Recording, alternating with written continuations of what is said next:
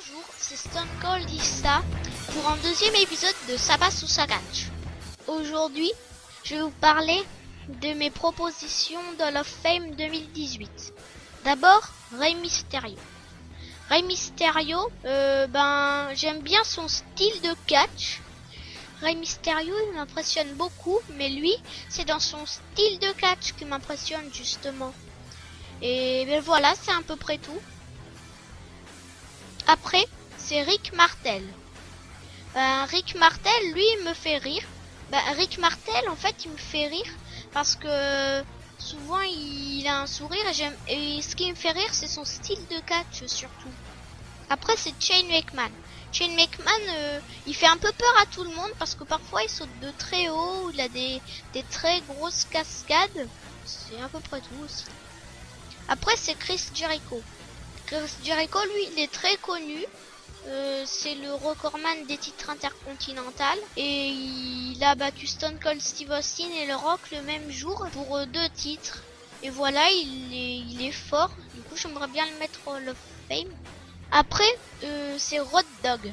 Road Dogg, lui, c'est un peu comme Rick Martel, en fait.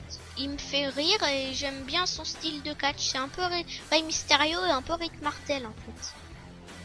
Après, c'est X-Pac. X-Pac, il était avec Road Dogg avant. Et lui, surtout, j'aime bien sa prise où il écrase les gens dans le coin, X-Pac. Après, c'est Rob Van Dam. Rob Van Dam, lui, souvent, il gagne ses matchs. Et souvent, quand il les perd, après, il les gagne. Et je l'ai très rarement vu perdre des matchs. D'ailleurs, je sais qu'il a perdu des matchs, mais je l'ai jamais vu perdre des matchs, justement. Après, c'est Jeff Hardy. Jeff Hardy, lui, c'est un peu comme Rob Van Dam. Il gagne souvent ses matchs et quand il les perd, il les gagne après. Et puis voilà, avec les Hardy Boys, je les aime bien tous les deux. Du coup, j'aimerais bien les mettre au Hall of Fame. Après, c'est Matt Hardy. Matt Hardy, justement, il est avec Jeff Hardy. Et c'est un peu pareil que Jeff Hardy. Donc voilà, j'aimerais bien le mettre au Hall of Fame. Après, c'est Batista. Batista, je l'aime bien et je trouve qu'il est très fort. Du coup, j'aimerais bien le mettre au Hall of Fame. Il a gagné des titres aussi et voilà. Il met des gens par terre et il met un peu tout le monde par terre en fait, je trouve. Parfois, il perd, mais voilà. Après, c'est Mohamed Ali. Mohamed Ali...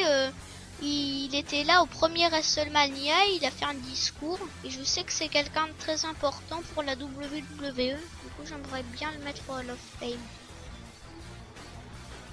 Après, c'est Sid Justice. Sid Justice, il est fort, c'est un peu comme Batista en fait. Il est fort et il a gagné des titres. Voilà, c'est un peu comme ceux du 2017, il m'impressionne. C'est un peu tous pareil en fait. Après, c'est The Demolition.